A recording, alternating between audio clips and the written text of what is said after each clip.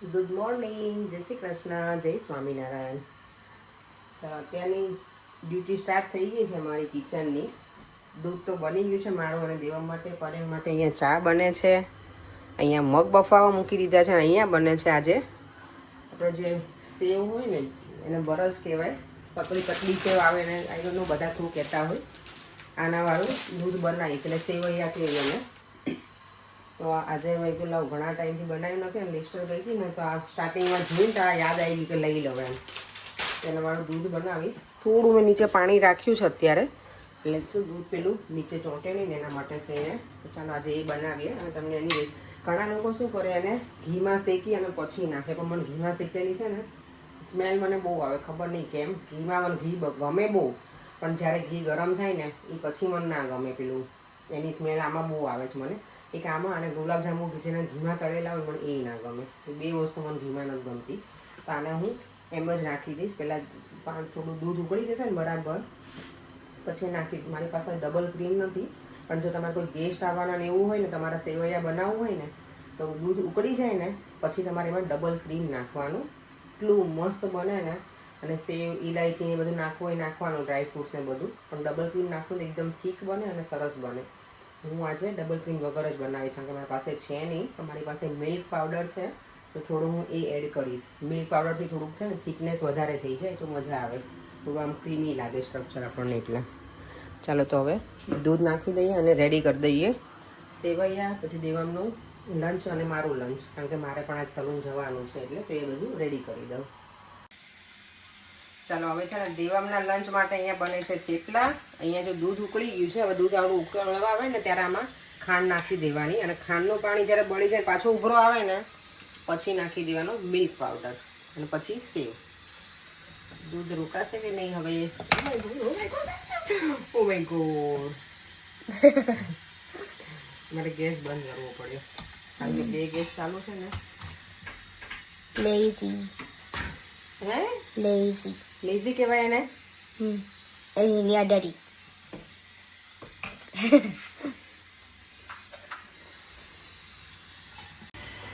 દૂધમાં મેં ખાંડ નાખી દીધી, એ ઓગળી ગઈ છે બરાબર. હવે નાખીશ આ મિલ્ક પાવડર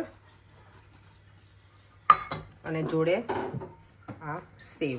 આને મેં એકદમ ઝીણી ઝીણી પેલી કરી નાખી છે હાથથી, એટલે શું કે ખાવામાં કંઈ પેલું બહુ મોટું હોય તો મજા ના આવે પછી. સેવા લસરી છે આપણી સ્પૂનમાંથી. એટલે હવે આને બરાબર ઉકળવા દઈશ અને આમાં જોડે જોડે હું ઇલાયચી પાવડર પણ નાખી દઈશ, એટલે આપણું આ સેવૈયા રેડી. અને આમાં પછી તમારે ડ્રાયફ્રૂટ્સ નાખવા હોય તો ઠંડુ થઈ જાય પછી નાખવાના, ક્રન્ચી ગમતા હોય તો, અને સોફ્ટ ગમતા હોય તો ઉકળતું હોય ત્યારે નાખી દેવાના. યસ, કેસર નાખવું હોય તો એ પણ નખાય. બરાબર ઉકળશે ને એટલે સેવ બધી એકદમ સોફ્ટ થઈ જશે અને દૂધ જે છે ને એકદમ થીક પણ થઈ જશે. અમે વધારે બનાવ્યું છે કારણ કે અમને ગમે છે, એટલે દેવાની મજા આવશે. 2 દિવસ ખાઈશું, આજે અને કાલે. આજે સવારમાં પોલીસ અહીંયા સ્કૂલ આગળ, અને અહીંયા દેવમ જો જાય છે. આજે મેં છે ને માર્કેટની વિઝિટ જ નથી કરી, આજે બહાર જ ના નીકળી, ખબર નહીં કેમ. સલૂનમાં જઈ આખો દિવસ આજે બિઝી નહોતી, પણ ફોનમાં વાત કરતી હતી એટલે મને યાદ જ નહીં આવ્યું આજે.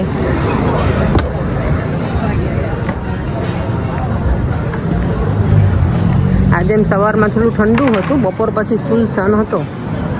હવે વેધર ધીમે ધીમે અમારે સારું થતું જાય છે. અહીંયા સમર હોય ને એવું લાગે છે હવે થોડું થોડું.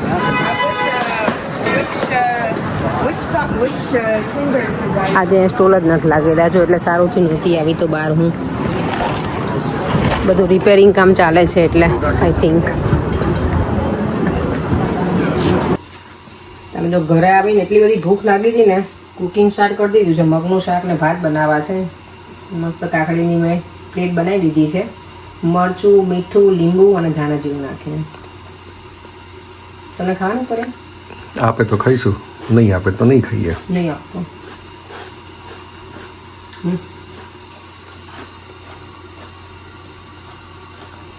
મસ્ત ઇન્ડિયન યાદ અપાવ્યા. આ કાકડી છે ને પેલી કુણી કાકડી હોય ને એવી છે. અહીંયા તો બીજી મળે ને એવી નથી, આ દેશી છે, વિદેશી નથી, આ હાઇબ્રિડવાળી, અને સારી લાગે. ડિનરમાં શું છે? મગ ભાત દૂધ બનાવ્યું છે. મગ વધારે બાફ્યા છે, મને બાફેલા મગ ભાવે ને એટલા માટે થઈને.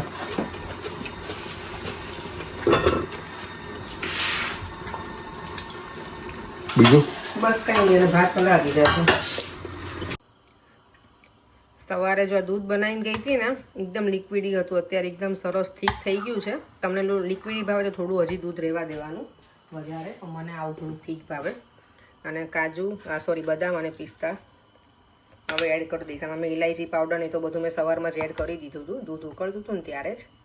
આમ મસ્ત મજા આવે, એકદમ ક્રીમી ખાવાનું. ઠંડુ થઈ જાય ને પછી જ ગમે ખાવું, ગરમ ગરમ ઓછું મજા આવે. એટલે હવે ઠંડુ એટલે ફ્રીજમાં નથી રાખ્યું, પણ બારે હવે નોર્મલ છે એટલે મજા આવશે. દેવમ છે ને સામે ક્રિકેટ રમે છે એના ફ્રેન્ડ સાથે, એને બોલાવી લઈએ અને હવે અમે ડિનર કરી લઈએ. રાઈસ, મગનું શાક અને છેલ્લે પછી સેવૈયા. અને હું સેવવાળું દૂધે કહું અને સેવૈયા કહેવાય. છોકરાઓને જો રમવાની એટલી મજા આવી છે ને ક્રિકેટ, અહીંયા એક ઘરે નથી આવું. દેવમ કે ના મમ્મા મને રમવા દે, એને જમવાય ન થાવું. અને આવી જો બંને મારી ફ્રેન્ડના છે, પ્રિયંકાના. થોડા ઓછા શોટ મારો છોકરાઓ, ધ્યાન રાખજો. હા, આજે છે ને જમીને આમ નોર્મલી આઈસ્ક્રીમ ખાઈએ, પણ આજે છે અમારા ડેઝર્ટમાં સેવૈયા. કારણ કે જમતી વખતે તો નહોતું ખાધું, અમે બધું શાંતિથી ફ્રી થઈને કામ બામ પતાવીને પછી હું ને પરેંગ, દેવામાં તો જોડે જમી લીધું. પરેંગ બરાબર છે, શુગર માપમાં છે, એકદમ ઠીક થઈ ગયું. સવારમાં મેં પેલું રાખ્યું હતું. હા, સવારે લિક્વિડ વાળું હતું, પણ મને લાગે છે અત્યારે છે ને સેવ બધું છે ને પેલું દૂધ એમાં થઈ ગયું છે અબ્ઝર્વ, પણ આમ સારું લાગે છે. હે ને બદામ પિસ્તા બધું નાખ્યું છે. આવ્યું નહીં કાંઈ તમારે? હા, એટલે ચાલો સુવાનો ટાઈમ થઈ ગયો, 9:30 થઈ ગયા. એટલું બધું ફૂલ થઈ ગયું છે ને હવે જમીને થોડી વાર બેઠા, વળી પાછું શું કહેવાય આ ડેઝર્ટમાં એ ખાધું એટલે એકદમ ફૂલ થઈ ગયું છે. હવે પેટ દેવામાં ભાઈ તો સૂઈ ગયા હશે હવે. અને અહીંયા જો મારા બધા ગઈકાલના વિડીયોને લઈને બહુ બધાની કમેન્ટ હતી બર્થડેવાળામાં કે ટીકુબેન નહીં કેમ નહોતા આવ્યા.